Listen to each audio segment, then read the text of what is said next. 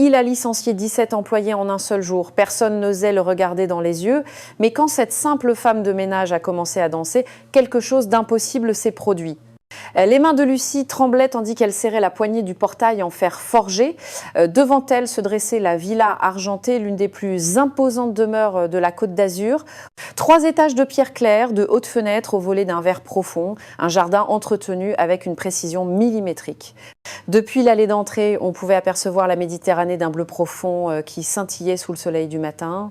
C'était son premier jour de travail. Elle avait 27 ans et avait quitté son petit village des Cévennes pour cette opportunité.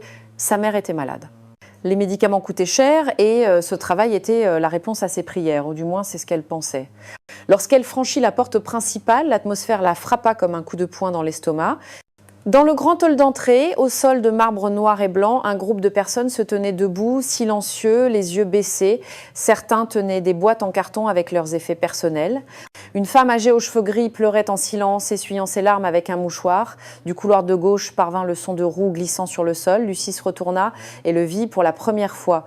Maxime Beaumont avait 38 ans, mais son regard semblait beaucoup plus vieux. Des cheveux sombres peignaient en arrière, des traits marqués, un costume noir impeccable. Il était assis dans un fauteuil roulant moderne et chromé qu'il manœuvrait avec des mouvements précis et contrôlés.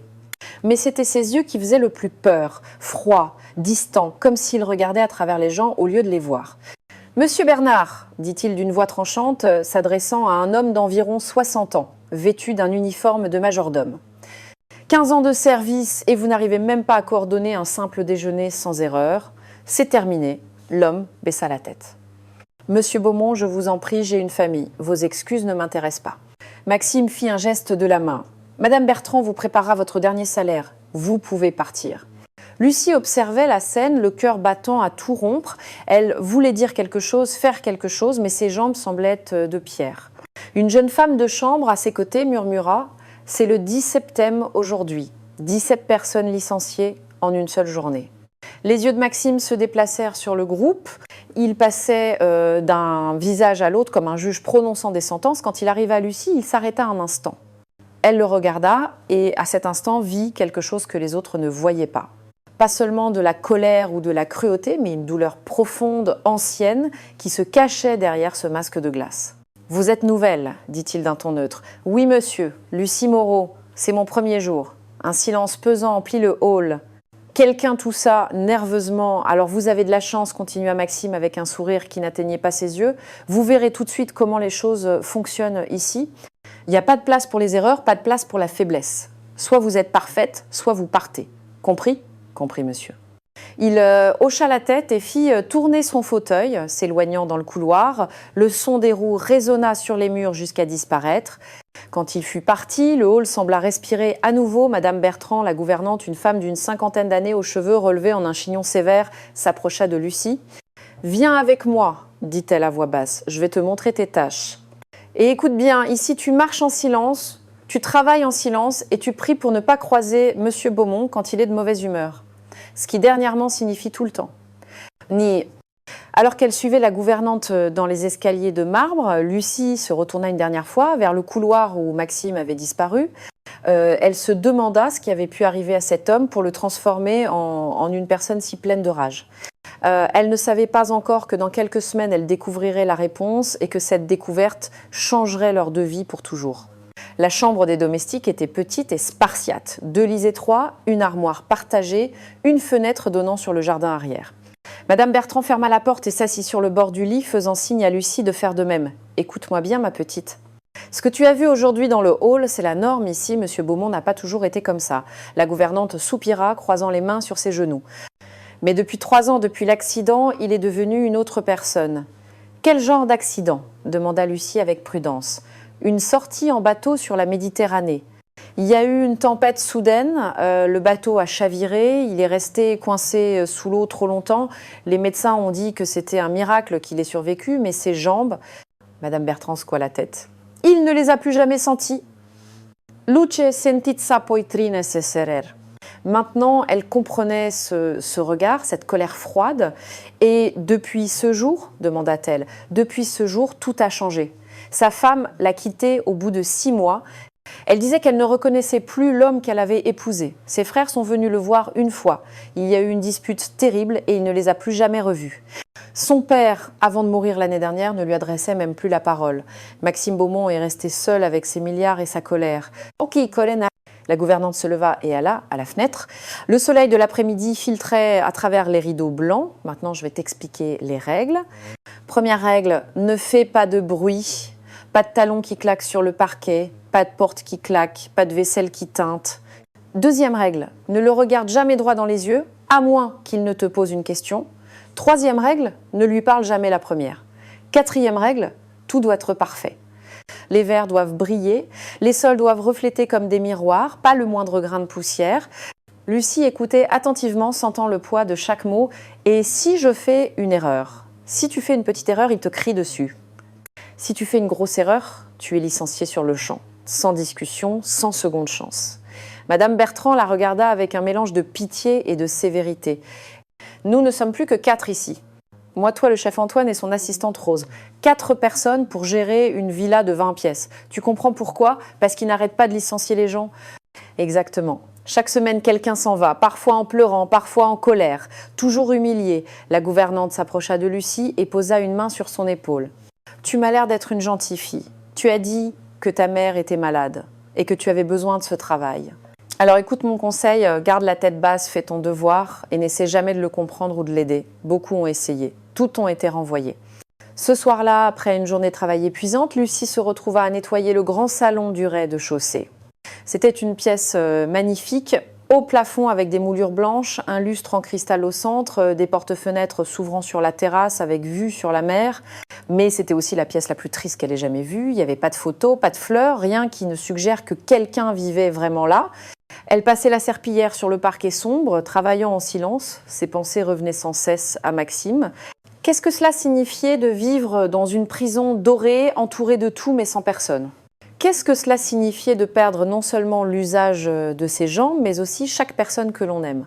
Soudain, elle entendit un bruit, elle se retourna vivement et le vit. Maxime était à la porte, immobile dans son fauteuil roulant, l'observant. Depuis combien de temps était-il là ? J'ai oublié quelque chose, monsieur ? Demanda Lucie, essayant de garder une voix ferme. Il ne répondit pas tout de suite, la regardant un long moment, comme s'il essayait de décider quelque chose. Non, dit-il enfin, d'une voix plus basse que d'habitude. Continuez votre travail. Et il partit, laissant Lucie seule avec les battements accélérés de son cœur et une question qu'elle ne parvenait pas à chasser. Derrière toute cette colère, y avait-il encore un homme qui souffrait ? La bibliothèque de la Villa Argentée occupait toute une aile du premier étage. Des étagères en bois sombre montaient jusqu'au plafond, remplies de livres reliés en cuir.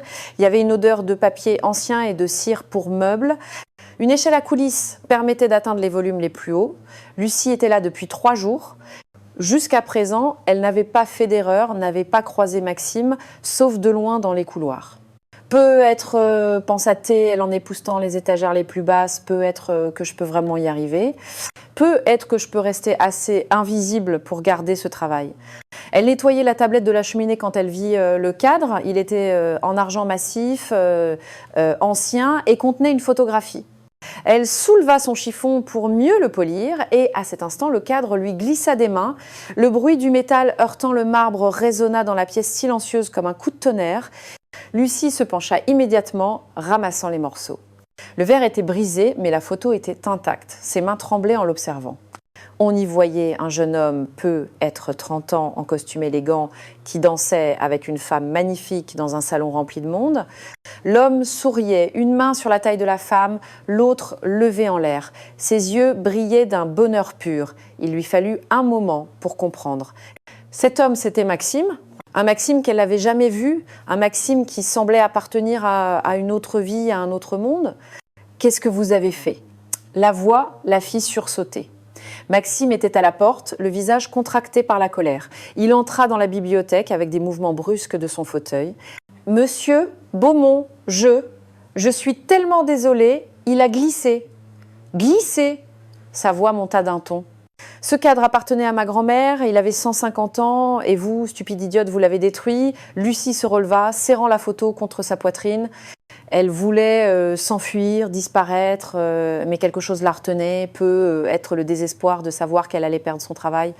peut être la douleur qu'elle voyait cachée derrière sa colère. Le cadre peut être réparé, monsieur, dit-elle d'une voix tremblante mais ferme. Et la photo? La photo est salve. La photo ne m'intéresse pas, elle devrait. Les mots sortirent avant qu'elle ne puisse les retenir. Maxime la regarda comme si elle l'avait giflée. Lucie baissa les yeux sur la photographie. Vous aviez l'air si heureux ici, si vivant. Le silence qui suivit fut différent. Ce n'était pas le silence froid et menaçant d'avant. C'était un silence fragile, comme si une fissure s'était ouverte dans un mur de béton. « Donnez-moi cette photo », dit Maxime, la voix soudainement basse, presque brisée. Lucie la lui tendit avec des mains tremblantes. Il la prit et la regarda un long moment. Ses yeux se déplacèrent sur la surface de la photo, traçant les contours de ce passé perdu. « C'était le mariage de mon cousin, dit-il, plus à lui-même qu'à elle, il y a 5 ans.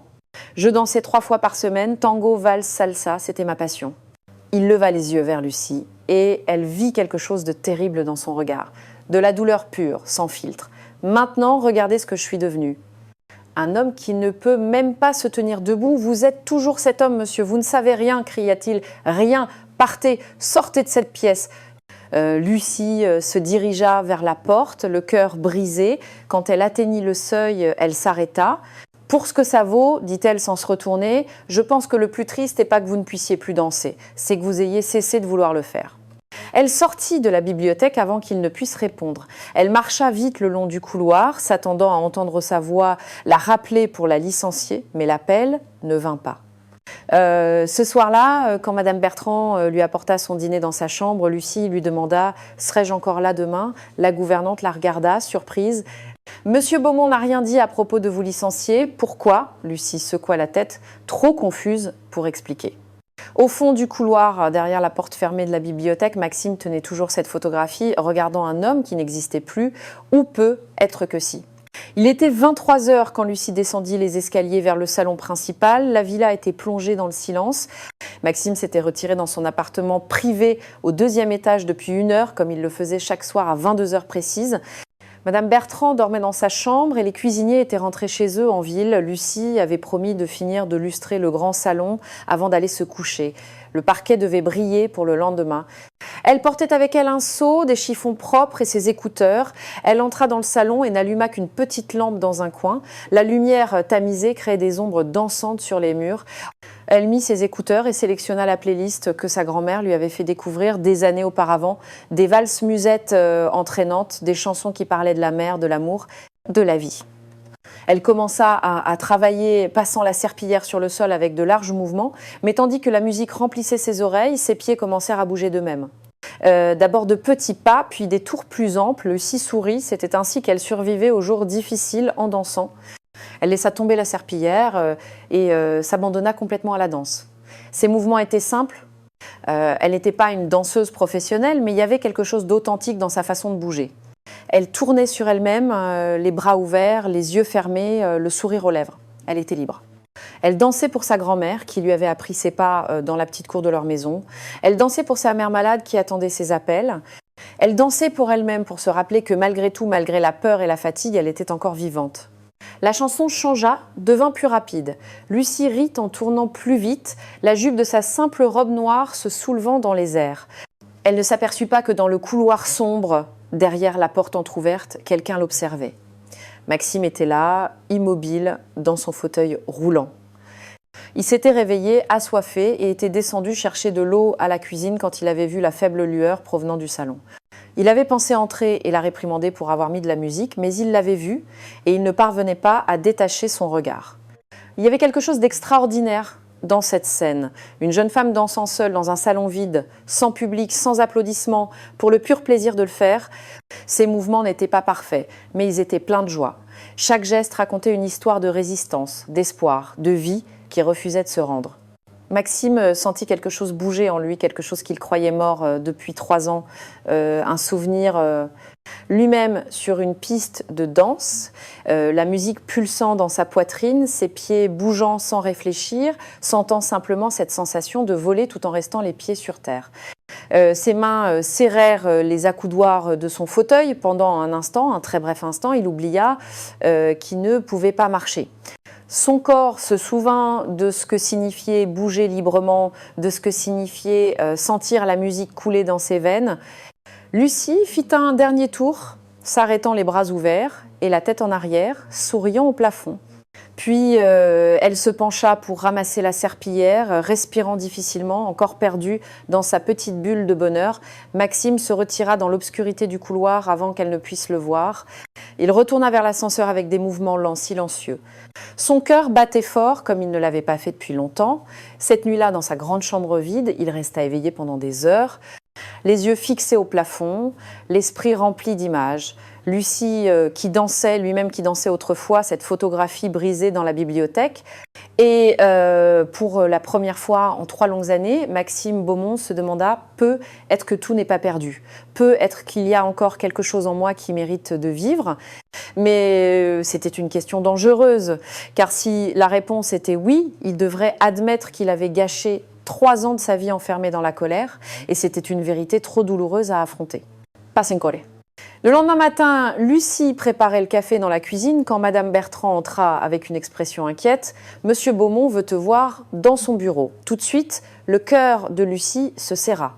Cette fois, c'était vraiment fini. Peut-être que quelqu'un l'avait entendu danser la nuit dernière. Peut-être qu'il avait changé d'avis et décidé de la licencier pour le cadre cassé. Elle monta les escaliers les jambes lourdes. Le bureau de Maxime était au premier étage, une pièce lambrissée de bois sombre avec un grand bureau et des fenêtres donnant sur la mer. Il était assis derrière son bureau, lisant des documents. Il ne leva pas les yeux quand elle entra. « Asseyez-vous », dit-il en désignant la chaise en face de lui. Lucie s'assit sur le bord de la chaise, les mains croisées sur ses genoux. Maxime continua de lire pendant une autre longue minute, puis posa les feuilles et la regarda enfin. Ses yeux étaient indéchiffrables. « J'ai un événement dans 3 jours, dit-il d'un ton neutre, un dîner d'affaires, 20 invités importants, entrepreneurs, personnalités locales, des gens qui comptent sur la Côte d'Azur. Il est fondamental que tout soit parfait. » Lucie hocha la tête, s'attendant à ce qu'il continue avec des instructions. « Vous organiserez tout. » Il lui fallut un moment pour comprendre. « Moi, monsieur, vous avez des problèmes d'audition ?» Sa voix se fit plus tranchante. « Oui, vous. Vous organiserez le menu avec les cuisiniers, vous préparez la salle à manger, vous coordonnerez le service. Tout. Mais monsieur, je ne suis là que depuis 1 semaine, je n'ai jamais organisé un dîner aussi important.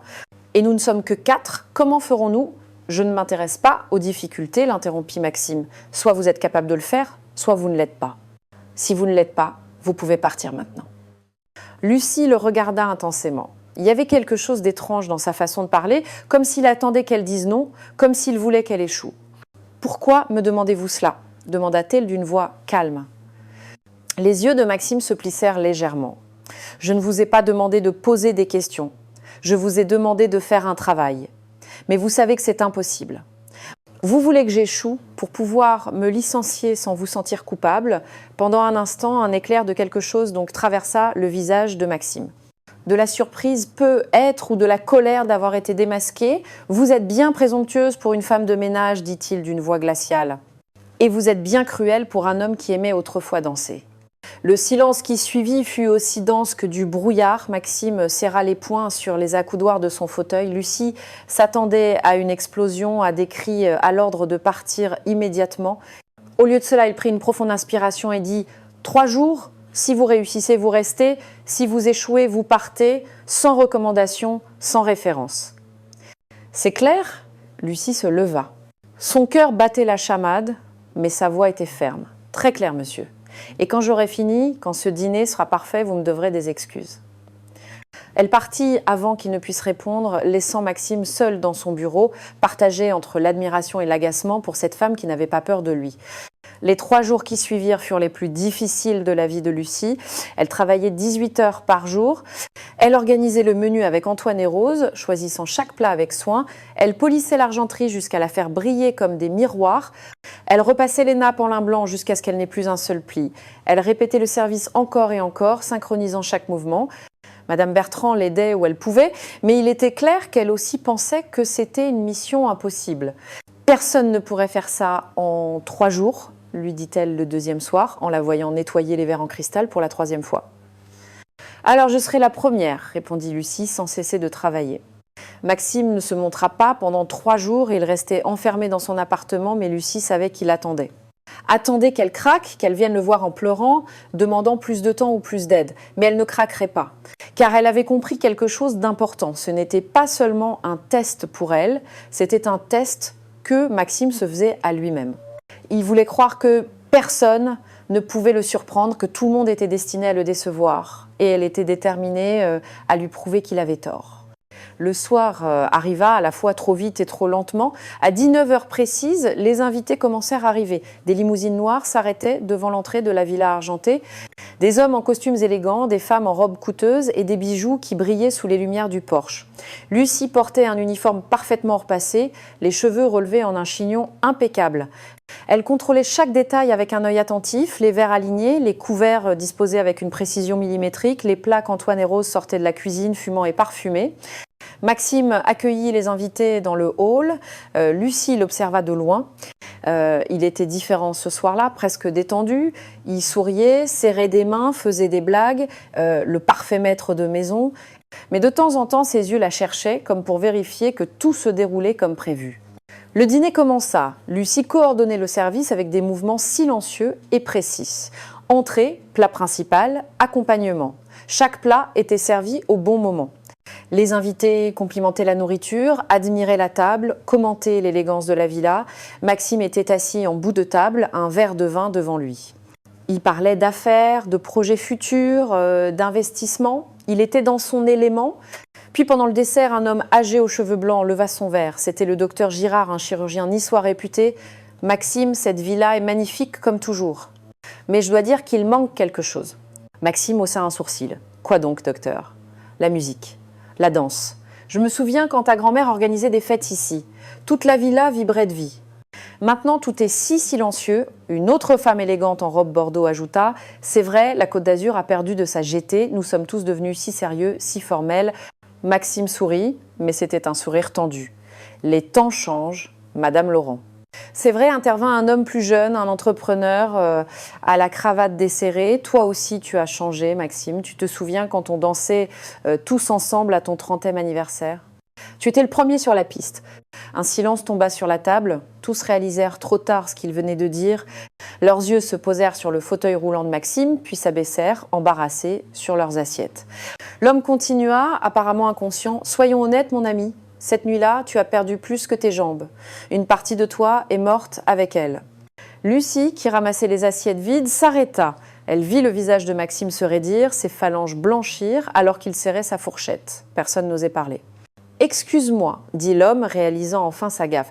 Je ne voulais pas. » « Ne t'inquiète pas, l'interrompit Maxime d'une voix contrôlée mais froide comme la glace. Tu as raison, je suis mort cette nuit-là. Et ce que vous voyez maintenant n'est que ce qu'il en reste. Le docteur Girard essaya de détendre l'atmosphère. Maxime ne parle pas comme ça. Tu es encore jeune, tu as toute la vie devant toi. Une vie assis, docteur. Une demi-vie. Madame Laurent posa la main sur le bras de Maxime. Mais tu as tant de choses, cette vie-là, ton entreprise, le succès. Et qu'est-ce que j'en fais? La voix de Maxime s'éleva légèrement. Qu'est-ce que j'en fais de tout ça si je ne peux même pas me lever? Le silence devint lourd, étouffant. Les invités ne savaient où regarder. Le dîner parfait se transformait en cauchemar. Lucie sentit son cœur se briser. Elle voyait Maxime si exposé, si vulnérable devant tous ces étrangers. Elle voyait la douleur qu'il essayait toujours de cacher débordée comme l'eau d'un barrage qui cède. Et à cet instant, elle prit une décision folle, dangereuse, qui lui coûterait probablement son travail, mais elle ne pouvait pas rester là à regarder cet homme se détruire sous ses yeux. Le dîner se termina dans un silence embarrassé. Les invités partirent les uns après les autres avec des excuses polies et des sourires forcés. Quand le dernier fut parti, la villa redevint silencieuse. Maxime resta seul dans le salon, entouré des restes du dîner, les assiettes vides, les verres à moitié pleins, les chaises repoussées à la hâte. Il était exactement là où il avait toujours craint de finir, seul, avec sa colère et sa douleur pour unique compagnie. Lucie entra dans le salon avec un plateau plein de verres à emporter en cuisine. Maxime était toujours là, immobile près de la fenêtre, le regard perdu dans l'obscurité du jardin. Il ne se retourna pas quand il l'entendit entrer. « Vous pouvez partir, dit-il d'une voix éteinte. Demain, Madame Bertrand vous préparera votre salaire. Vous avez réussi le test. Le dîner était parfait. » Lucie posa le plateau sur la table. « Je ne veux pas partir, monsieur. J'ai dit que vous pouviez rester, mais maintenant laissez-moi seule. » « Non. » Ce simple mot résonna dans le silence comme une cloche. Maxime se tourna lentement, incrédule. « Qu'avez-vous dit » J'ai dit non. Lucie marcha vers lui, le cœur battant si fort qu'elle en avait mal à la poitrine. « Je ne vous laisserai pas seule ici, à sombrer dans votre tristesse. »« Ça ne vous regarde pas, » dit-il d'une voix dangereusement basse. « Peut être pas. Mais ces gens n'avaient pas le droit de dire ces choses. Vous n'êtes pas mort, monsieur Beaumont. Vous êtes ici. Vous respirez, vous ressentez, vous vivez. Ce n'est pas vivre, explosa Maxime, c'est survivre. Regardez-moi, je suis prisonnier de ce maudit fauteuil. » Lucie ne recula pas, elle s'approcha encore plus près. « Et vous avez transformé cette villa entière en votre prison. Vous avez chassé tous ceux qui essayaient de vous approcher. Vous avez construit des murs si hauts que même la lumière ne peut plus entrer. Vous ne savez rien de moi. Je sais que vous aimiez danser. Je sais que vous souriez. Je sais que vous étiez heureux. » Lucie sentit les larmes monter mais ne les retint pas. « Et je sais que cette personne est encore là, à l'intérieur, enterrée sous toute cette colère. » Maxime secoua la tête, regardant ailleurs. « Cette personne est morte dans la Méditerranée il y a 3 ans. Non, cette personne a seulement peur. » Il la regarda avec des yeux pleins de douleur. « Peur de quoi ? Peur d'essayer de vivre à nouveau et de découvrir que vous n'y arrivez pas. Peur d'ouvrir votre cœur et d'être blessé à nouveau. Peur de danser et de découvrir que ce n'est plus comme avant. » Lucie fit un pas vers le vieux tourne-disque dans le coin du salon. « Mais savez-vous quelle est la vérité, monsieur Beaumont ?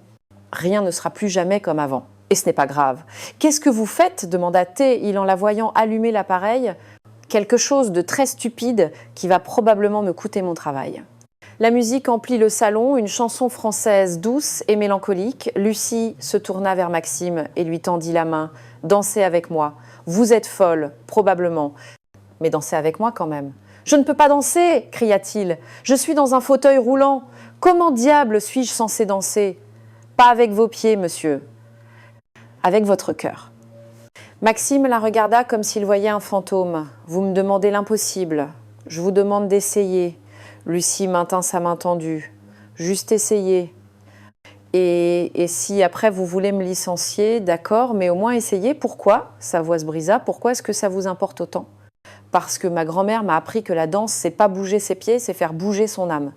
Et votre âme, monsieur Beaumont, est immobile depuis bien trop longtemps. » Les larmes commencèrent à couler sur le visage de Maxime. Il n'avait pas pleuré depuis cette nuit à l'hôpital, 3 ans plus tôt, quand les médecins lui avaient dit qu'il ne remarcherait jamais. Maintenant, elle tombait, libre, sans honte, sans contrôle. « J'ai si peur, » murmura-t-il. « Je sais, moi aussi. » Lucie s'approcha, la main toujours tendue. La musique continuait de jouer, douce et insistante. Pendant un long moment, Maxime fixa cette main. Une petite main avec des callosités dues au travail, mais ouverte vers lui, sans jugement, sans pitié, juste avec honnêteté.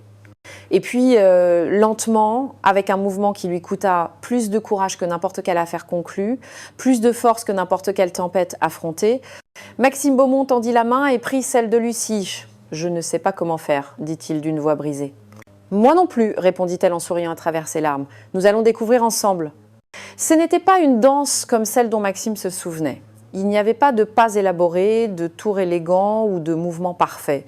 C'était quelque chose de complètement différent, de nouveau. Lucie tenait la main de Maxime dans la sienne, se déplaçant lentement à côté du fauteuil roulant. Elle suivait le rythme de la musique avec de petits pas tournant autour de lui, puis revenant en face. Maxime, d'abord raide et embarrassé, commença à bouger les bras en suivant ses mouvements. « Fermez les yeux, » dit doucement Lucie. « Ne pensez pas à comment ça devrait être. Sentez juste la musique. » Il obéit, et quand il ferma les yeux, quelque chose d'extraordinaire se produisit. La musique n'était plus seulement un son. Elle devint une vibration dans sa poitrine, un battement dans son cœur, une émotion qui montait de son ventre jusqu'à sa gorge. Il commença à bouger les bras avec plus d'assurance, une main tendue vers Lucie, l'autre suivant le rythme dans l'air. Ses épaules bougèrent, son torse s'inclina légèrement. C'était pas ses pieds qui dansaient, mais chaque autre partie de lui qui le pouvait. Lucie sourit, sentant le changement. Elle prit ses 2 mains et commença à danser autour de lui, le faisant pivoter sur son fauteuil avec des mouvements fluides. Il ouvrit les yeux et la regarda, et dans ce regard, il y avait quelque chose qui avait disparu depuis 3 ans, l'émerveillement. « Je danse » murmura-t-il, n'y croyant presque pas. « Oui » répondit Lucie, les yeux brillants. « Vous dansez ?» La chanson se termina, mais ils ne s'arrêtèrent pas. Lucie mit une autre musique, puis une autre encore. Il dansait sans mots, communiquant uniquement par les mouvements, les regards, les sourires timides qui commençaient à naître sur le visage de Maxime. À un moment donné, il se mit à rire. Un rire vrai, profond, libérateur. Le son remplit le salon vide comme une cloche qui sonne après des années de silence. Quand ils s'arrêtèrent, enfin, ils étaient tous les deux essoufflés. Maxime tenait toujours la main de Lucie comme s'il avait peur de la lâcher et de découvrir que tout n'avait été qu'un rêve. « Merci », dit-il, la voix brisée par l'émotion. Merci de ne pas m'avoir laissé seule. » Lucie s'assit par terre à côté de son fauteuil, lui tenant toujours la main. « Vous voulez savoir quelque chose ? Ma grand-mère me disait toujours que la danse, c'est l'âme qui parle quand les mots ne suffisent plus. » Elle avait raison. Maxime la regarda vraiment.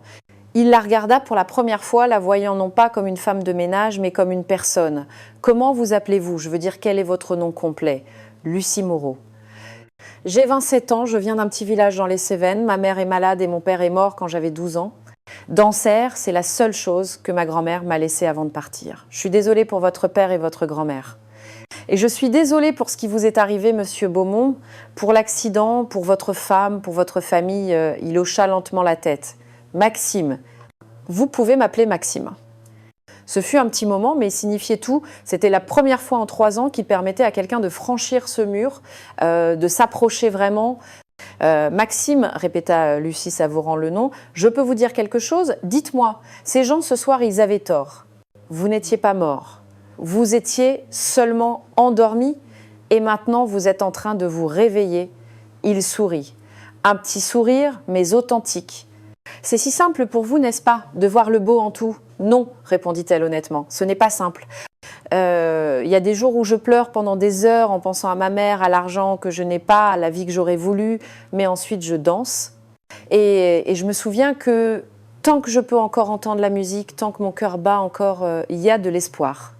Maxime serra sa main. Apprenez-moi à danser à nouveau. Apprenez-moi à ressentir à nouveau. Seulement si vous m'apprenez quelque chose en retour. Quoi ?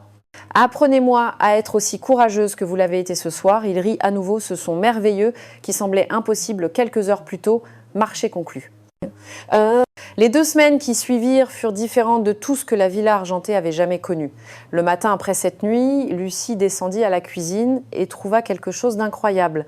Les fenêtres du salon étaient grandes ouvertes, la brise marine entrait librement, apportant avec elle l'odeur du sel et le son des vagues. Depuis 3 ans, ces fenêtres étaient restées fermées. Maxime était déjà réveillé, sur la terrasse, une tasse de café à la main. Il regardait la mer avec une expression que Lucie ne lui avait jamais vue, sereine. « Bonjour », dit-elle en s'approchant. « Bonjour Lucie. » Je me suis dit qu'il était temps de laisser entrer un peu de vie dans cette maison. Dans les jours qui suivirent, les changements continuèrent, petits, presque imperceptibles au début, mais réels. Maxime cessa de crier. Quand Antoine brûla accidentellement une casserole, au lieu d'exploser, Maxime dit simplement « ça arrive, fais plus attention la prochaine fois ». Le cuisinier faillit s'évanouir de choc. Madame Bertrand remarqua que Maxime avait commencé à écouter de la musique dans son bureau en travaillant. Une fois, elle l'entendit même siffloter une mélodie. « C'est un miracle », murmura-t-elle à Lucie. « En 3 ans, je ne l'ai jamais entendu siffloter. » Mais le plus grand changement avait lieu chaque soir après le dîner. Lucie et Maxime se retrouvaient dans le salon. Elle mettait de la musique et il apprenait à bouger de nouvelles manières. Ce n'était pas des leçons formelles, il n'y avait pas de pas à mémoriser. C'était juste d'eux, la musique et la liberté de s'exprimer. Un soir, pendant qu'il dansait, Maxime commença à raconter « Tu sais comment j'ai rencontré mon ex-femme ?»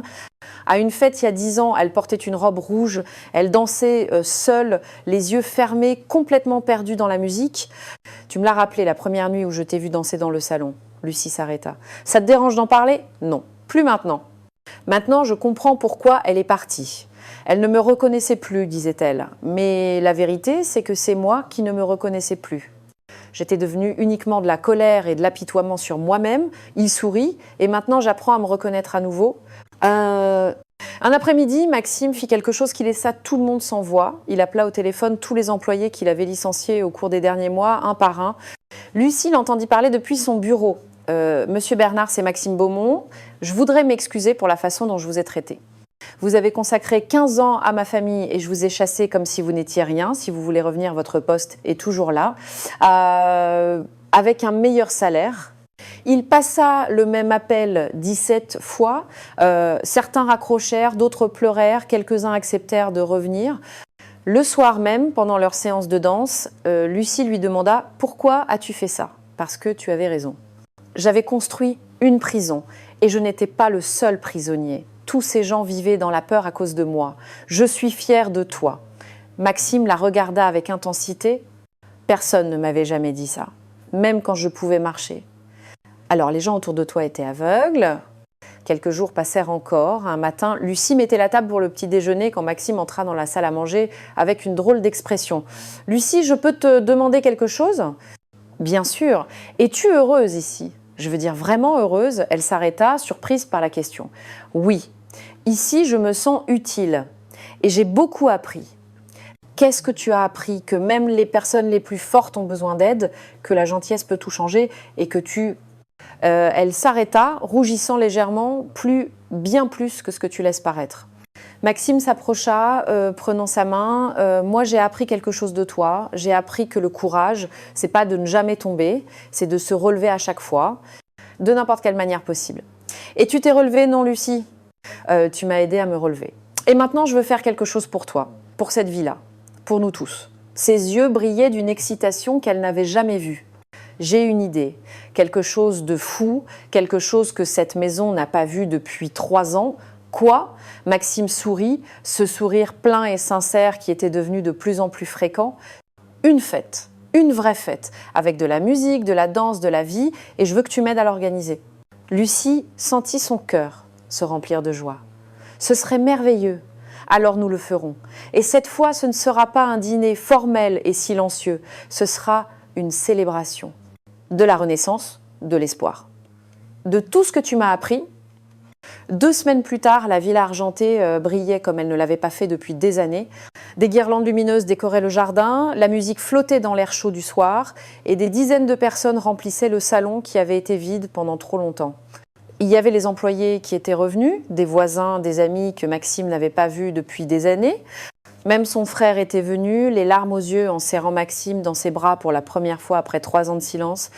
Lucie observait tout depuis un coin du salon, toujours dans son uniforme de domestique, le cœur rempli de bonheur. Elle avait aidé à tout organiser, mais c'était la fête de Maxime, son moment. La musique jouait, les gens riaient, dansaient, vivaient. La villa était enfin de nouveau vivante. Puis, soudain, la musique s'arrêta. Maxime s'avança au centre du salon. Le silence se fit dans la pièce. « Mes amis, commença-t-il, la voix ferme mais chargée d'émotion. Il y a 3 ans, j'ai perdu la capacité de marcher. Et à ce moment-là, j'ai choisi de perdre bien plus.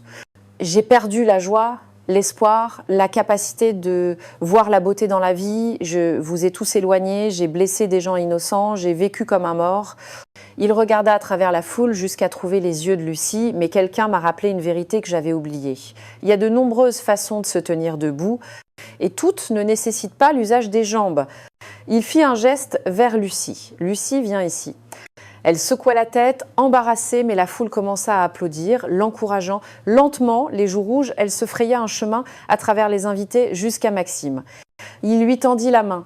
« M'accorderez-vous cette danse ? Maxime, je ne suis qu'une femme de ménage. Tout le monde nous regarde. Tu n'es pas juste quoi que ce soit, Lucie. Tu es la personne qui m'a sauvé la vie, alors s'il te plaît, danse avec moi. » Elle prit sa main et la musique recommença. Une chanson française douce et joyeuse. Et là, devant tout le monde, le milliardaire en fauteuil roulant et l'humble domestique dansèrent. Elle tournait autour de lui avec des mouvements légers, il bougeait les bras en suivant le rythme, la guidant du regard, c'était pas parfait. Mais c'était beau, c'était vrai. C'était humain. Les invités, d'abord surpris, se mirent à applaudir, puis d'autres se joignirent à la danse. Le salon se remplit de mouvements, de rires, de vie. En dansant, Lucie vit le sourire sur le visage de Maxime, un sourire plein, sincère, libre. Eh bien, c'était plus le sourire d'un homme qui avait tout perdu. C'était le sourire d'un homme qui avait enfin compris ce que signifiait vraiment vivre. « Merci », dit-il en la regardant dans les yeux. « Pourquoi ?» Pour ne pas m'avoir laissé mourir vivant, pour m'avoir appris à danser à nouveau. Lucie sourit, des larmes coulant sur son visage. Tu m'as appris quelque chose de plus important, que la vraie richesse, ce n'est pas de tout avoir, mais d'avoir le courage de ressentir à nouveau. La chanson se termina, mais ils continuèrent à se tenir la main, entourés par la foule qui applaudissait. À cet instant, Maxime comprit une vérité profonde. Il n'avait pas perdu ses jambes il y a 3 ans, il s'était perdu lui-même, mais Lucie, avec sa gentillesse obstinée et sa danse simple, lui avait montré le chemin pour se retrouver, et c'était la plus belle des renaissances. Lucie continua à travailler à la Villa Argentée, mais désormais dans une maison transformée, pleine de musique, de rire et d'espoir. Maxime resta dans son fauteuil roulant, mais il n'était plus un prisonnier. Il avait appris que la vraie liberté ne dépend pas du corps, mais de l'esprit. Et chaque soir, quand le soleil se couchait sur la Méditerranée, lui et Lucie dansaient. Parce que parfois, les personnes les plus simples nous enseignent les leçons les plus importantes, que tomber n'est pas la fin, c'est seulement le début d'une nouvelle façon de se relever. Cette histoire a-t-elle touché votre cœur? Alors j'ai une petite faveur à vous demander. Cliquez sur le pouce levé. Ce like signifie tellement pour nous, et surtout laissez un commentaire. Dites-moi ce qui vous a le plus marqué dans cette histoire. Vos mots nous donnent la force de créer plus d'histoires émouvantes comme celle-ci. Chaque like, chaque commentaire nous aide à aller de l'avant, à raconter plus d'histoires d'espoir, de force, d'amour qui triomphent de tout. Du fond du cœur, merci d'avoir écouté cette histoire, merci d'être là. À la prochaine histoire.